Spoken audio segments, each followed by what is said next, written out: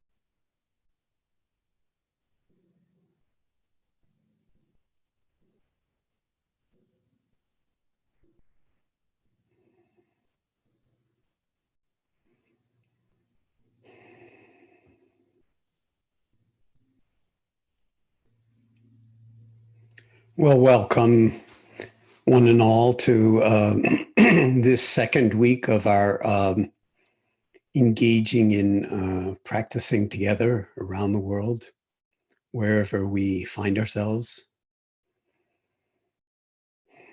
So welcome to those of you who are joining us for the first time and those of you who have been here all along.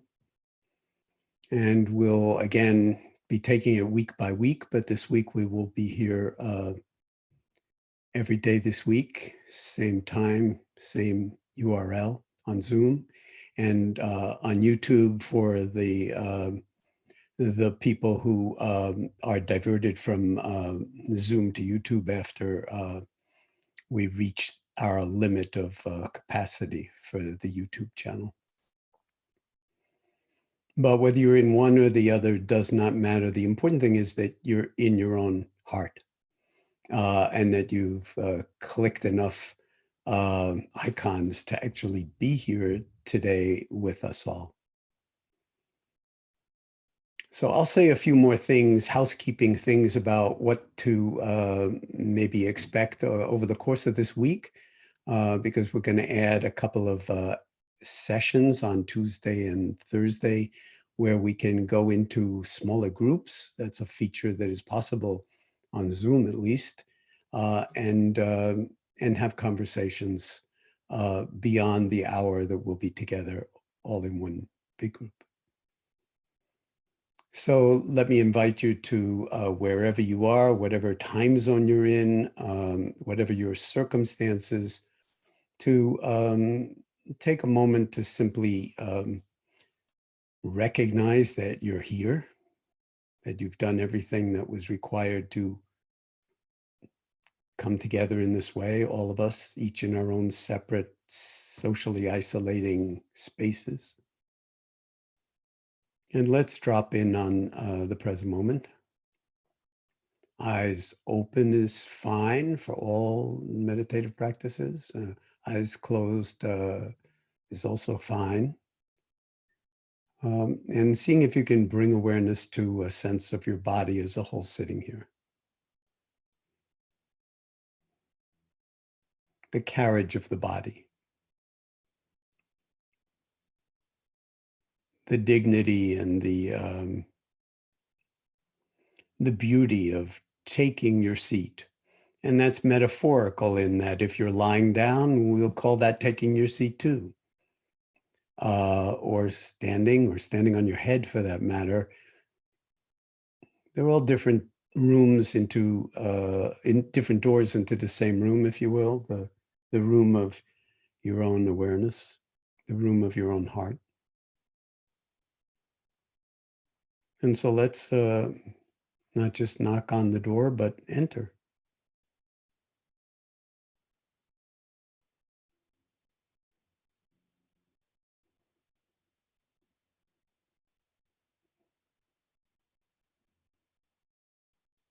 And taking up residency in the space of our own awareness of the body, such as it is in this very moment.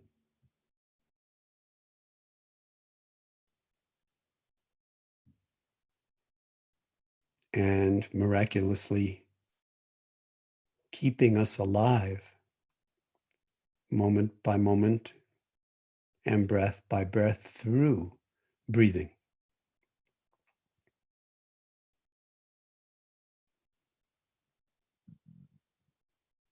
And the irony, as I've said before, of this COVID-19 pandemic is that it's the breathing that it targets.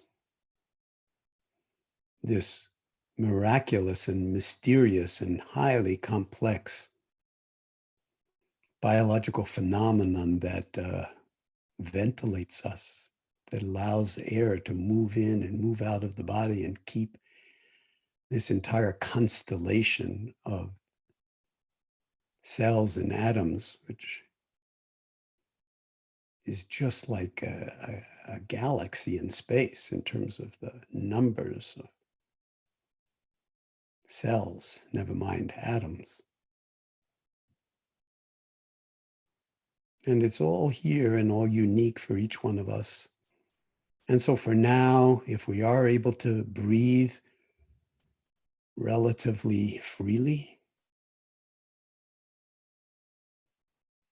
cultivating intimacy with the unfolding of it, not through thought, but through the direct attending to the sensory field of this breath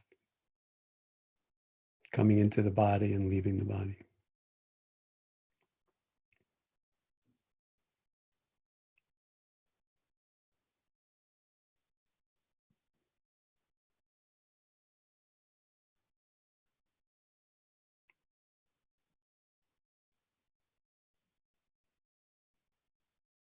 And then surfing on or riding the waves, if you will, of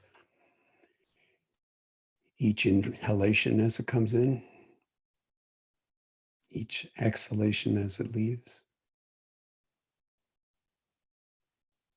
The points of reversal at the top and at the bottom of each breath.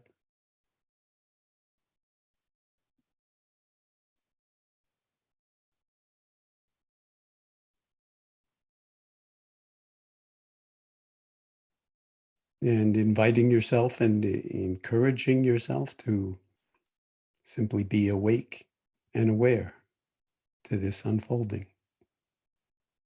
moment by moment by moment.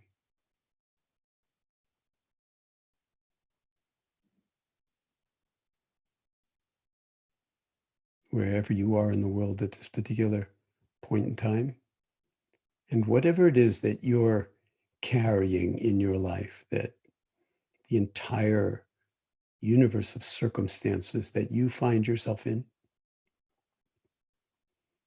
and just allowing it to all be here as we focus in on this simple breath that keeps us alive.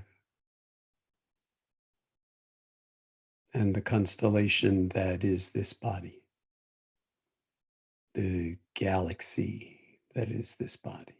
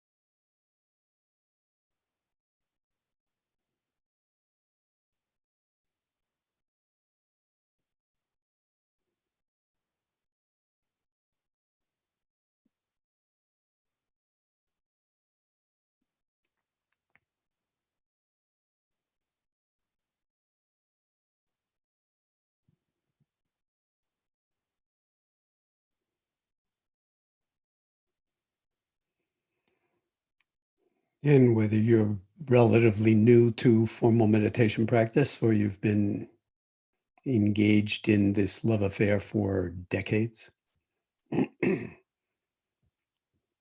we rapidly discover that the mind has a life of its own, and it may not ride on the waves of the breath with enormous fidelity, and has a contrarian nature, kind of chaotic impulse to just go here and go there, fall into the thought stream, get anxious or emotionally activated in one way or another by thoughts of the past or of the future. And of course, in a time like this, amplified enormously. And so one of the elements of compassion and wisdom in this mindfulness meditation formal practice is that we recognize that that is all part of the human repertoire, and if you will, the curriculum of cultivating mindfulness, that whatever the mind is up to, our awareness is capable of embracing it and recognizing it for what it is. So in that sense, it's not necessarily a distraction when you get carried away from the breath. It's simply another phenomenon that's as equally worthy of attention as the breath sensations, because it's part of the constellation or galaxy of our human embodied moment by moment experience. So just the added instruction that when you notice that your mind is someplace else, that noticing is mindfulness itself. See and apprehend and let it register what is actually on your mind in this moment, if it's not on your breath sensations in the body or a sense of the body as a whole, sitting here breathing. And then just by virtue of already being in awareness, we can redirect our attention as we will. So if you care to, bring it back into the body and the breath, and just letting the thought or the emotion or whatever it is just be how it is. So we're not trying to push it away or pursue it or anything like that, nor do we have to beat ourselves up for being a bad meditator because your mind wandered. Guess what? Everybody's mind wanders. The image I used last week at one point was that it's like the mind is like the ocean, and at the surface, the ocean waves depending on atmospheric conditions. And so your mind is waving, so what? But the knowing of it is tantamount to dropping deep underneath the waves, connecting with the entirety of the field of mind, of awareness, that is not just the agitation and activity at the surface. And then we all of a sudden are basically comfortable and okay and in wiser relationship with whatever it is that's churning around in our minds and in our lives and in our days, and all of the kinds of things that so often carry us off and generate contraction and agitation, anger, fear. And so we're exercising a certain muscle of mindfulness and of wisdom and self-compassion every time we see what's on our mind, and we don't beat ourselves up over it, but we just allow, oh, that too, and just let it be. And come back to resting in awareness. And you don't have to come back to the breath. That's optional. You can just rest in awareness and let the breath be one of a much larger range of phenomenon that are all unfolding in awareness in this present moment, or could unfold in awareness if we attend to what's actually unfolding in our lives. If we learn to inhabit the space of our own awareness. And so every time the mind wanders and you recognize it, you can see what's on your mind and come back. And hopefully you're not just doing this when we tune in every day this week and last week to practice together, but this is in some sense the a foundational aspect of your life. And in a way, at that point, in some sense, all of life and all of our moments become meditation practice, not just limited to sitting in the morning or, in any kind of formal posture. Doing the dishes is meditation, waking up the kids, being woken up by the kids, um, doing whatever is required in your household under these, hugely unusual and often frustrating or even sometimes maddening circumstances. How do we maintain equanimity, clarity, kindness, compassion? How do we be our best selves? Well, it's just like this, in this moment. You're already fully who you are. Your heart is already completely available. If only we can give ourselves over to it.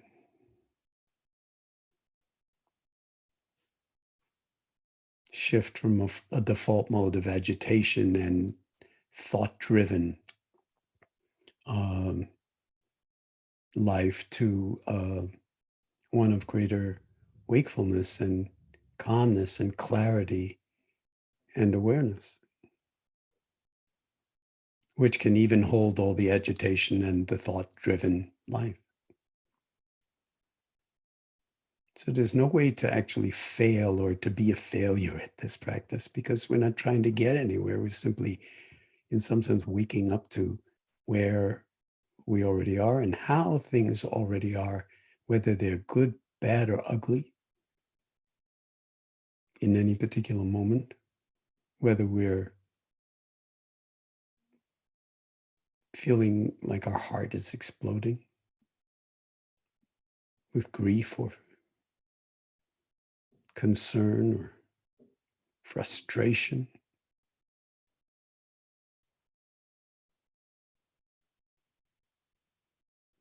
We can hold it all in awareness and see that the awareness itself is not frustrated, is not fighting with the actuality of things, but in fact gives us extra degrees of freedom for actually relating to horrific and unwanted circumstances, situations, losses, challenges, danger. And so is, in this sense, profoundly nurturing.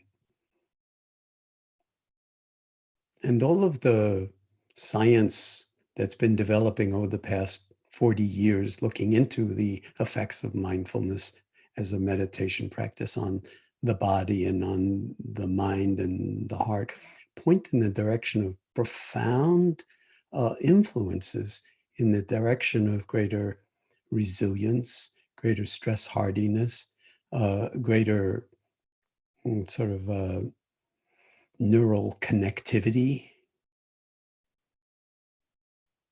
So the regions of the brain that ordinarily don't talk so much to each other actually do, and generate greater what's called executive control and also emotional intelligence and a kind of sense of perspective taking, exactly what we most need when we are most at risk for losing our minds.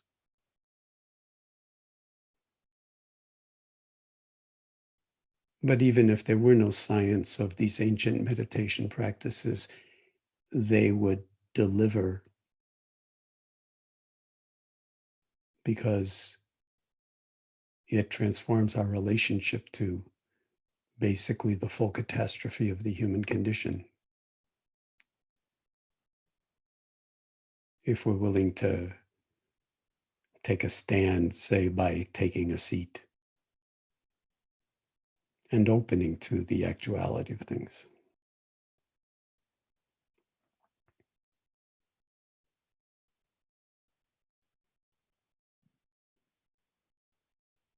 So when I'm talking during the guided meditations, I want to again emphasize and invite you to remember that in a way I haven't said a word.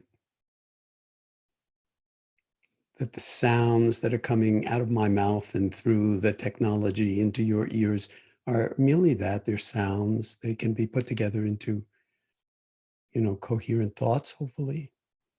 But they are also being attended by you from a space of absolute awareness. And so calmness, clarity, silence, wakefulness. And that silence and stillness is inside and in between and underneath everything, I might say, right here, right now.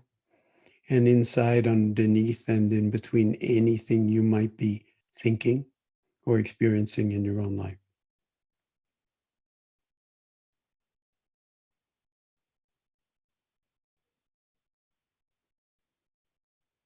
And this is infectious too. It's not just the COVID-19 virus that's infectious. This is a kind of meme that can actually and does do work in the world and is a force for healing, a force for good in His Holiness's language, the Dalai Lama. But only if it's embraced in embodied practice, meaning not just meditation practice, but how we conduct ourselves in all of our relationships to people, the world, work, the conditions of the present moment, all part of the practice.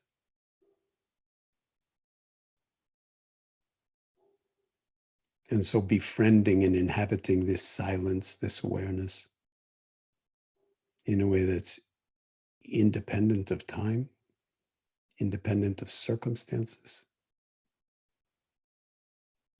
and something that we can cultivate intimacy and familiarity with, which to such a degree that it actually does, we do default to it or remember to get back to it whenever we get dysregulated, carried away, freaked out, lose our minds.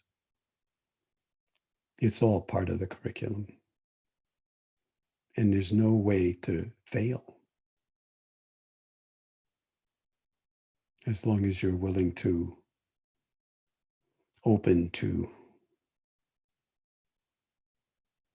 the life that's ours to live in this moment.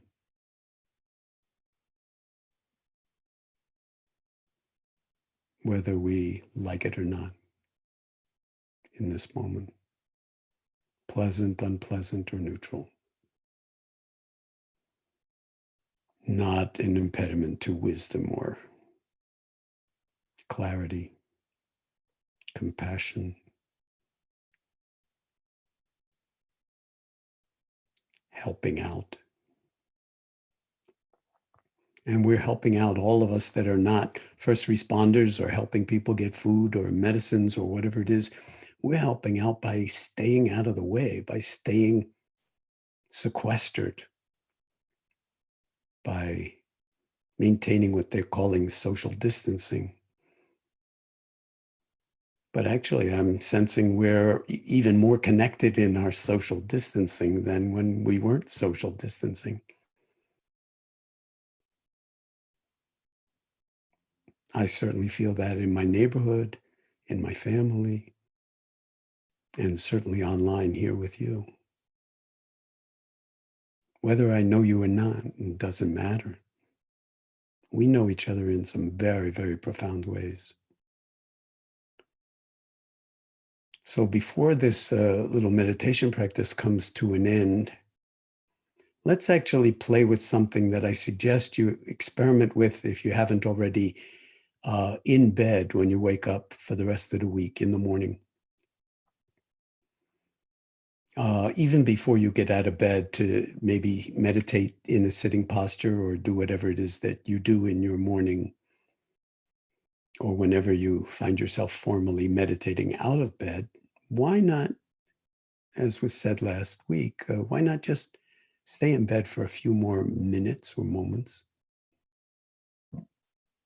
and just finish the job of waking up so that we're not jumping out of bed on autopilot, already driven by anxiety, time issues, or concerns of one kind or another, why not just lie in bed, adopt the corpse posture, lying on your back and letting your feet fall away from each other and your arms fall away from each other, palms open towards the ceiling, maybe under the covers. And just feel the breath moving throughout the body. And you can do that now, even if you're not lying in bed. You can just feel it even if you're sitting. I'm sitting on a chair, but you can feel the whole body breathing. And then playing with seeing if you can put your attention in your hands and just feel whatever the sensations are that are right now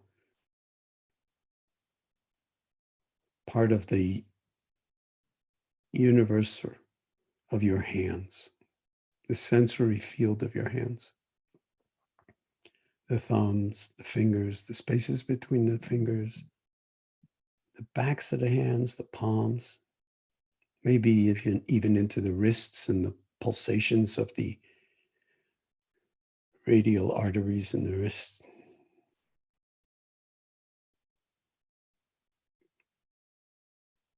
And then playing with just featuring, say, one hand, you choose, but featuring just one of your hands, almost as if you're withdrawing your attention from the one and pouring it into the other, doubling the attending.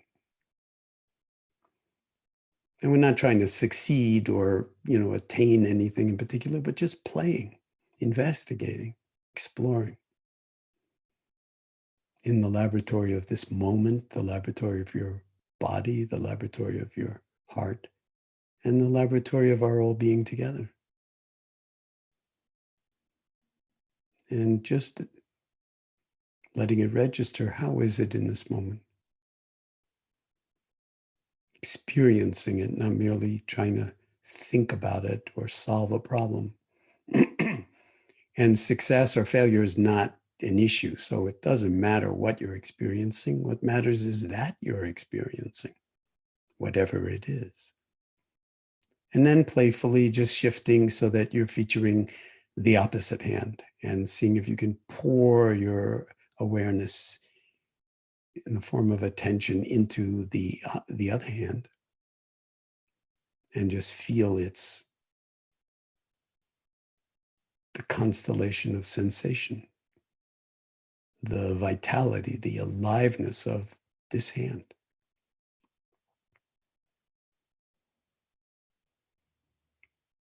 And then let that come to equilibrium with the other hand so that you're back in a kind of 50-50 balance. And then let's move into the feet and let's just do both feet at the same time. And can you take your attention and put it in your feet? Those of you who are well versed that the body scans that we practice as part of MBSR, this will be, just very familiar. And again, important that it be playful and it just experimental and investigation. Can you actually make contact with the outer reaches of the universe of your body, the outlying domain of the toes, the bottom of the foot, top of the foot, the heel, the ankles, and whatever those regions of your foot are in contact with, whether it's shoes or floor and just breathing here, attending to the feet.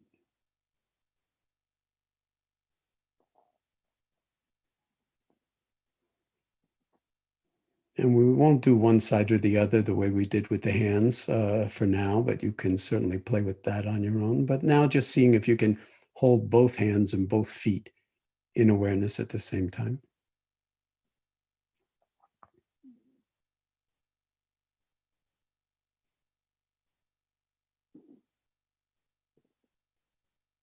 And then expand, let the awareness just expand into every aspect of your body, every region of your body, from the bottoms of your feet and your toes and heels right up to the top of your head, and from the tips of your fingers and thumbs right up through your arms and shoulders.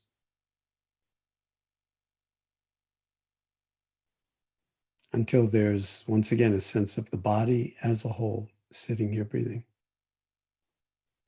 And the universe of sensations that can be attended to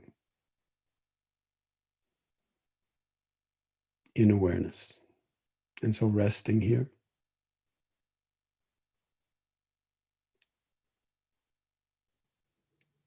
again, defaulting to or taking up residence in awareness itself, beyond time, beyond space.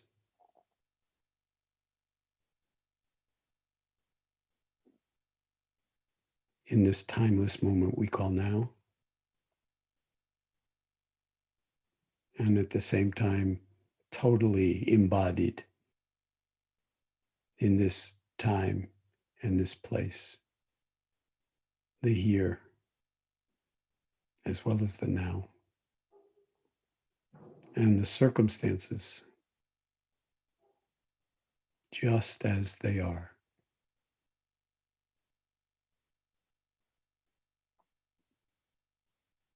And inviting the heart to hold it all and to feel it all.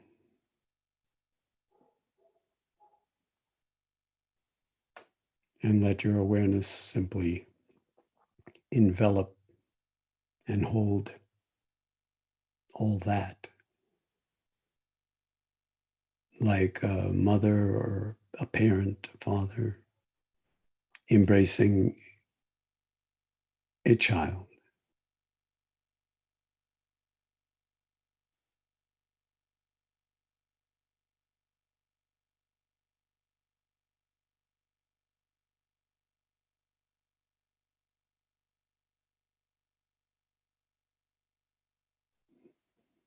And let's take a moment, and if your eyes have been closed, allowing them to open, inviting them to open, and drinking in whatever's on your screen,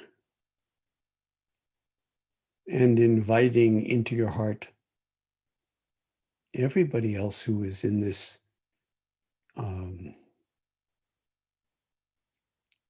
digital space together. Thousands of people on Zoom and YouTube.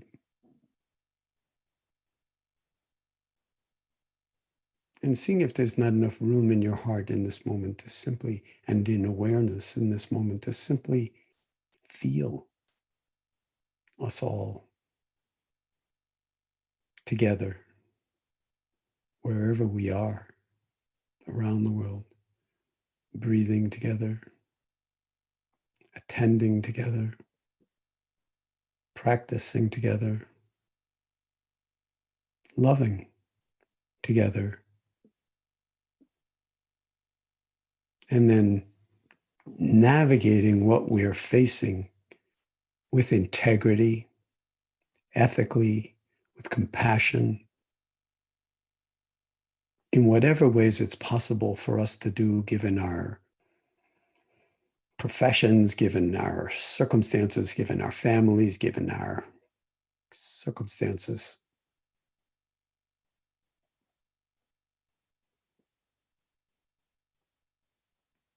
So in Sharon Salzberg's beautiful phrase, actually letting it register that our hearts are as wide as the world.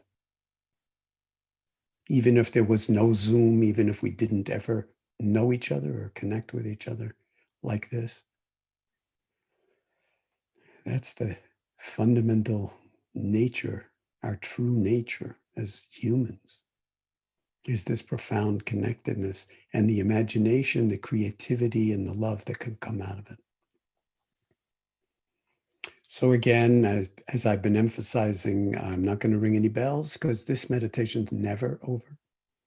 life. It goes on as long as it goes on. We're trying to preserve life in every possible way we can as the whole species faces this, terrifying threat that singles out some in ways that are still mysterious, much more than others. And we're all doing our part. And I love that our non-doing, our staying home, is actually a radical act of compassion. To keep whatever we have away from everybody else through breathing, wearing masks, whatever is required to damp down, as they say, on the curve and to mitigate this virus, since we don't have that many tools for handling it. But here's a tool that will stand us in very, very good stead right now and in all future moments of now.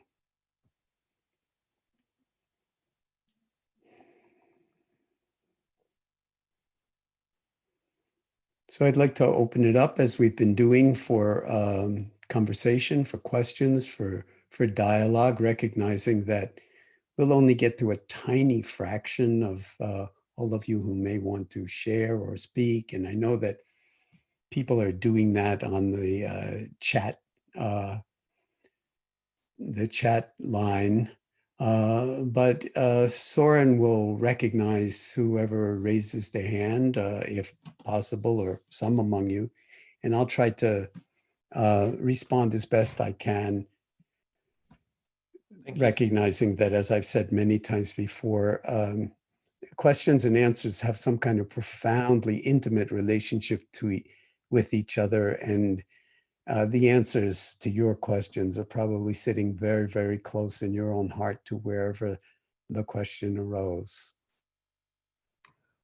So if you're new to Zoom, you can click participants, and there'll be a sidebar that opens, and there is a way to raise your hand. If you click the hand button, it'll raise your hand, and we'll do our best to get to as many people as we can. I'm seeing right now, Magdalena, I believe you're from Croatia. Yeah. Yes? Yeah. Greetings. Greetings. Oh, I'm so excited now because I didn't expect to ask something, John. I'm a psychologist and I've been engaged in mindfulness about a decade since I've been retired, and I was working in prison system before and was very sorry I didn't know anything about it before. But my question is, as I'm delivering workshops for psychological growth, let's say in non-government area, I deliver a lot of mindfulness. And the way I do it, teach people to take a break. And in Croatian language, to take a break incorporates the word breath. Take a breath and just pop in being mode, with breathing, with body, with observing thoughts, not believing any time in them. And just my question is, can we teach mindfulness like this? Because everyone can take a breath, take a break, and just breathe. And sensing the breathing. Well, while you're asking me that question, you know the answer to that question. Because otherwise you wouldn't be doing it. And yeah. And the people you're teaching are your teachers, because they're showing you what is possible. And if they didn't like it, they'd be running away and you wouldn't have anybody to teach. So as long as you maintain your own integrity and respect for everybody else, then this is a kind of laboratory where the people that supposedly those of us who are teachers are teaching them, they're teaching us far more than we're teaching them. So from that point of view, it's helpful to find skillful ways of articulating the practice so that it doesn't seem like an insurmountable mountain or obstacle that you have to climb in order to get somewhere else. This is not about getting anywhere else. It's about realization. It's about liberation. It's about freedom. And that liberation and that realization is not going to ever happen at some other time. It's here now when we get out of our own way. So thank you for the work that you're doing. It's nice to know that that's going on in Croatia, you know, and welcome to the, you know, Indra's net. Yeah, and we'll be translating some books in Croatian. So thank you so much for this opportunity to ask a question. Thank you. Thank you, Magdalena. There's a lot of questions today, Jon. We'll do our best to get to them. Nima. Hi, Jon. Hi there. The question that just came to me just now was about how to use moments of difficulty as an opportunity for growth or awakening. I've been experiencing more difficulty recently, and I've been practicing for a while. I'm an MBSR teacher. There's been a lot of fear coming up. You know, waking up at odd hours, and I think fear of my own death. I'm a doctor too, and so I'm working in a hospital. I have to go in some days. Fear of losing my family members and elders, especially. Mm.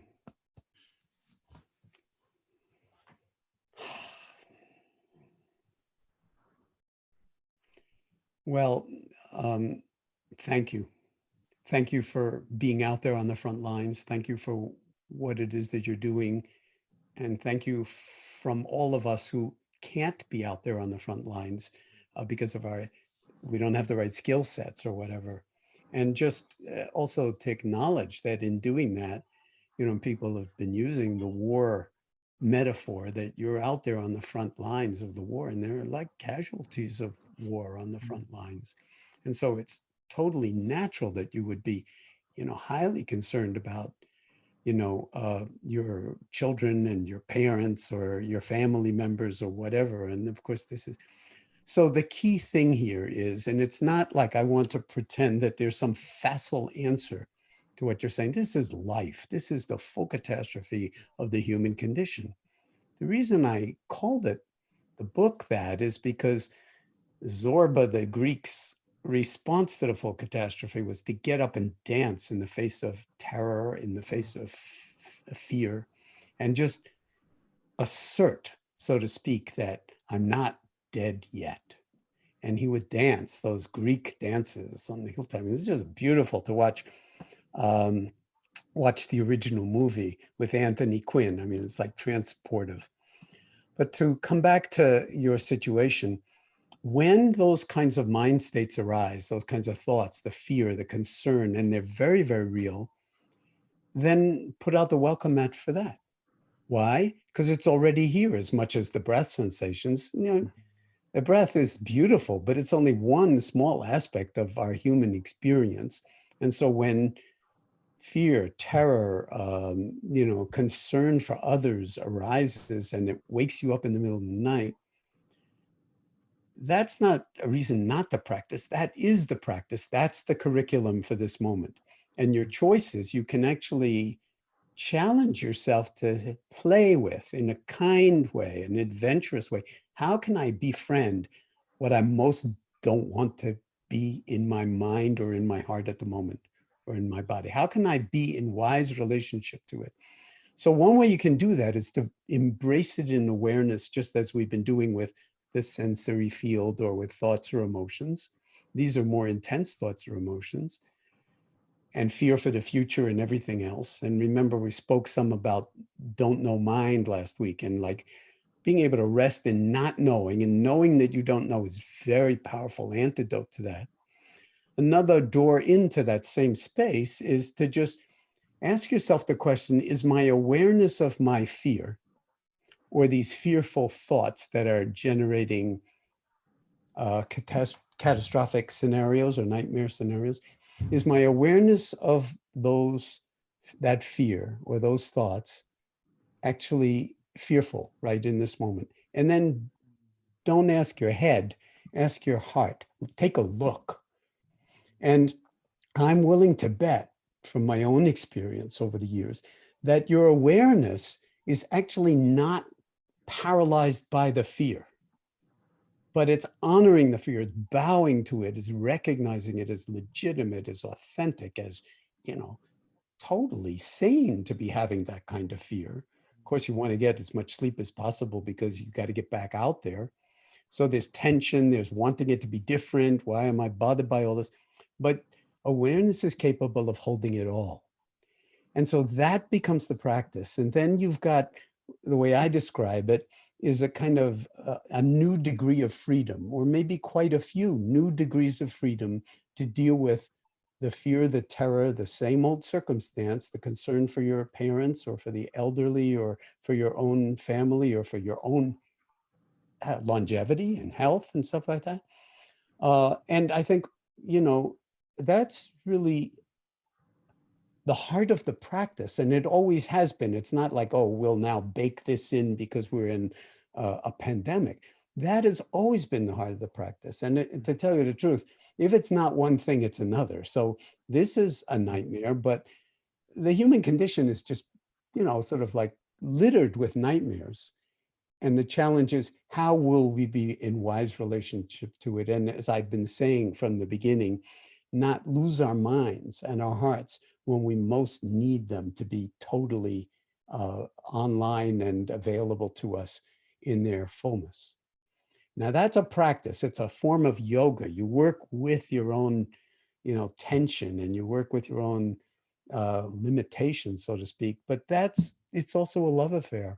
And I'm very touched that you got to ask this question, because of course it's relevant to probably every single person in this space right now. And I wish you enormous good luck and good fortune in the ongoing adventure and challenges. Thank you, Jon. Thank you. Next, we have Monique, and if you pronounce your last name, you'll probably say it much more beautifully than I can say it. So, hi. Hi. Hi. Where are you calling from? I'm from Holland, and I have a question. I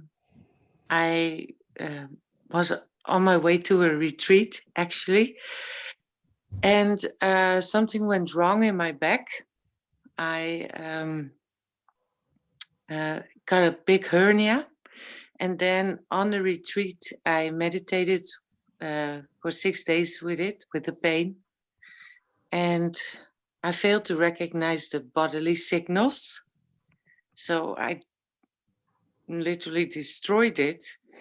And now my question is, how can I separate the bodily signal and meditate with the pain without making it worse?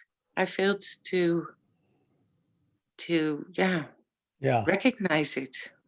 Well, first of all, a deep bow to you. It's a fabulous question. It also applies to anybody who has a body. Sooner or later, we're going to run into something like that. And of course, it's also familiar to a lot of us that rather than listening to the signals that our body gives us, we go do what we want and then make it 10 times worse. And then we have to feel badly about ourselves and our previous decisions, beat ourselves up a little bit more. And then we still have to, as doctors will often say to people when they've run out of medical options for chronic pain conditions, you're going to have to learn to live with this. And then they don't teach you how. No. That's the end of it. That's why MBSR was developed, to actually do the how of learning to live with whatever it is that is here. So one is to, of course, direct a certain degree of compassion and humor to yourself for having overrode all your body signals to put you in this acute circumstance right now.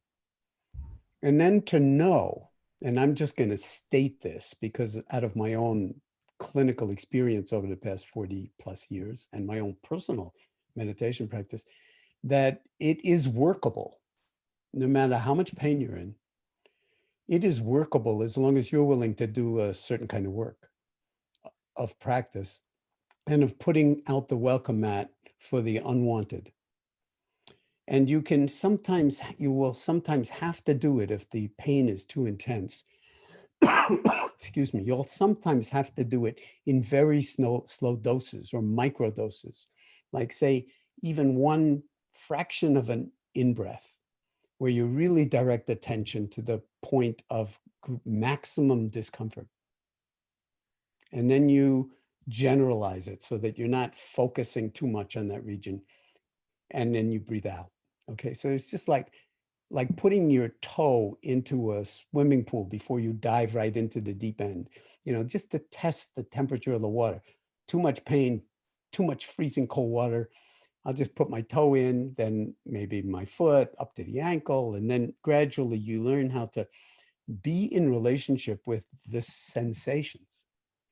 Then you'll notice that the suffering is not merely due to the sensations, no matter how intense they are, because there's also thoughts going on in the mind and emotions and reactions. And I'm not sure if I detected it in you, but the thought that what an idiot I was for doing this or that, Yes. So then you beat yourself up emotionally and cognitively, and that compounds the suffering. The sensory dimension, what's called the nociceptive input of the what we call pain, is just intense discomfort. We're going to call it pain, but very often that inflames it. And if we begin to see that we contribute to it through emotional and cognitive pathways, that actually I shouldn't have done that, or this is going to ruin my life, or it's going to affect everything I do from here on out and I won't be able to do. And then you have a laundry list of what it's going to prevent you from doing. That's going to compound your suffering, and it has nothing to do with the actual sensory dimension of things. Once you start to move in and really focus in on the sensory domain, you can ask yourself the same question that I was responding to, that I proposed to the previous question, which is your awareness of your discomfort uncomfortable? Or is awareness something that you could bring to even intense sensation in such a way that you've got a new way to befriend it, a new way to be in relationship, a new way to learn from it? And then there's also evidence that when you focus in on this point from brain studies now in neuroscience, that it actually modulates all sorts of chemical and physiological mechanisms that result in the experience of pain. And then the question of, is pain and suffering the same thing? And what we're really liberating ourselves from is the suffering. The discomfort we can learn to live with. As the doctors often say to people, you're going to have to learn to live with this, but they don't teach you to how. And then once you start learning to live with it, your pain actually becomes like your best meditation teacher. And sooner or later, when it's finished the job, it'll disappear. And hopefully that will be before you die. But I've seen this happen. I hope so. In thousands of and in myself, that you'll tell yourself, oh, I'm going to be this way for my whole life. It's not true. That's just another toxic thought. Yes, That when you it is. recognize it, you don't have to suppress the thought. You can just liberate yourself from it immediately. Good luck. Yes. Thank you so much, Jon. You're welcome. I'm seeing Luciana. We just have a few minutes left, so Luciana, Yeah, so we'll take one more. do a short. There you go. Hi there. There you go. Yes, you're ready. Where are you calling from? I'm from Brazil, São Paulo. São Paulo, wonderful. Yes, yeah, thank you. I'm so glad talking to you. Thank you. So my question is, when you say embrace the full catastrophe, it's more like we have to accept what is inside us, but we don't need to agree with the circumstances, what is going with the external world, but in the inside that we can manage. Is that it? That's it, except that there Voilà. is no separation between inside and outside. So ultimately, we're dealing with the entirety of the life circumstances, which includes policy decisions that are being made or not made in Brazil, policy decisions that are made or not made in the United States. And we're seeing how easily greed, hatred, and delusion can actually make things worse in our global response to this pandemic. And there is an enormous lesson, I believe, to be learned from this pandemic going forward, a turning point, we could say, in the human trajectory or history, because if we don't learn these lessons, I mean, this was not the first pandemic and it's not going to be the last, but we are in a new world of biotechnology and you know, sort of artificial intelligence and all sorts of things. So we're like so smart, but we're also so stupid in a certain way when we don't actually recruit the full dimensionality of our multiple intelligences and then have them function in a way that is inclusive and recognizing of everybody's rights in the body politic. And that, I think, is one of the major lessons that hopefully we will grow into as a species so that we generate maximum wellness and maximum health in every way, shape, and form, and minimum harm and disregard of people who are not like us. So I'm talking about justice. I'm talking about social justice, racial justice, economic justice. And these are like, you know, almost biologically obvious that if cells don't get a blood supply, they're going to necrose. It doesn't matter where they are in the body needs to distribute the blood everywhere.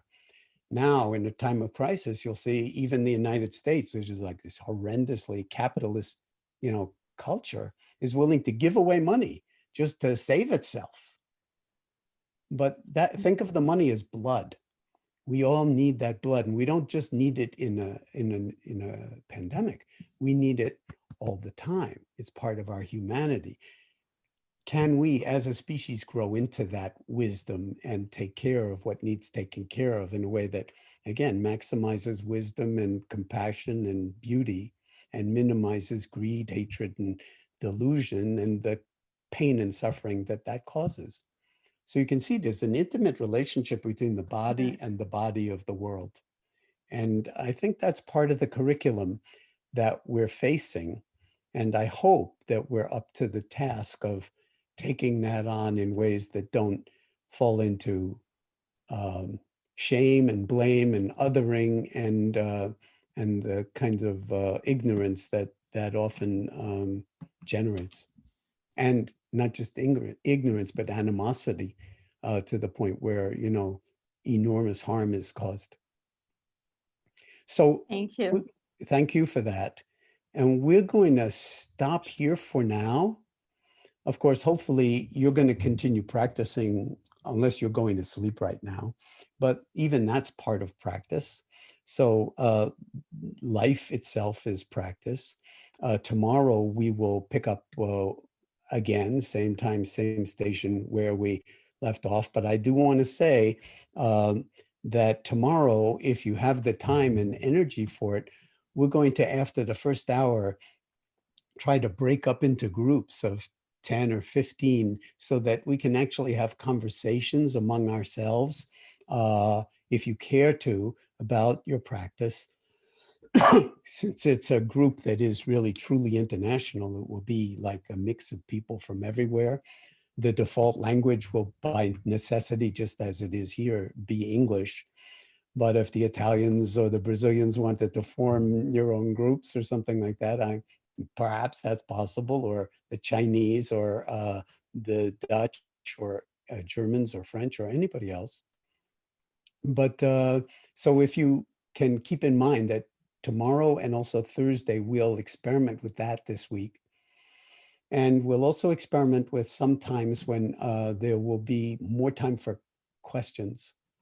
And please email us through the Wisdom 2.0 website, your comments, and let us know what you're finding useful, what you're not finding useful, I'm not sure we can respond to any of it, but I want to be able to keep my finger on the pulse of what we're engaged in together as a community so that we can maximize its effectiveness for all of us.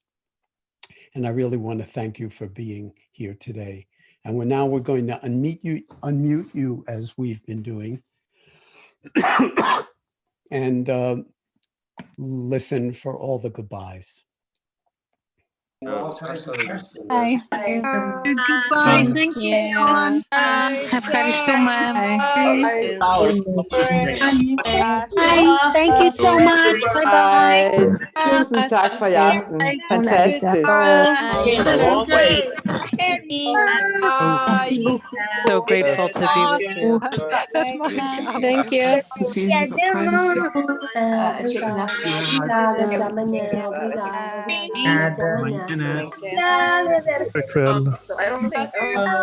No.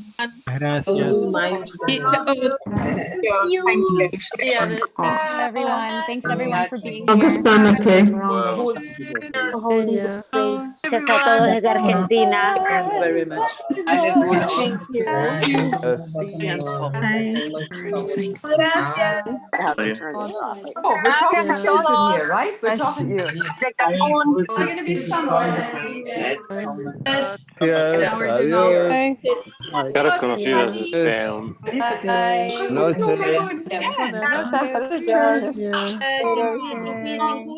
See some of your friends.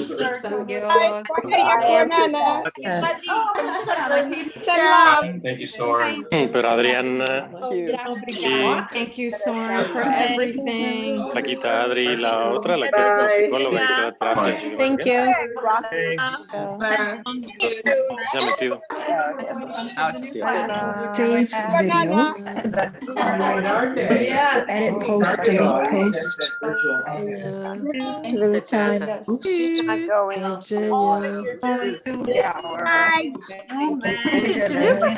Thank you so much for providing respite in the storm.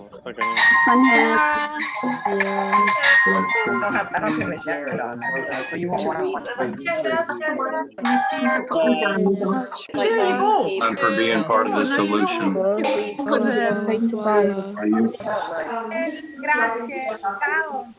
right, bye. Temperante. Yeah.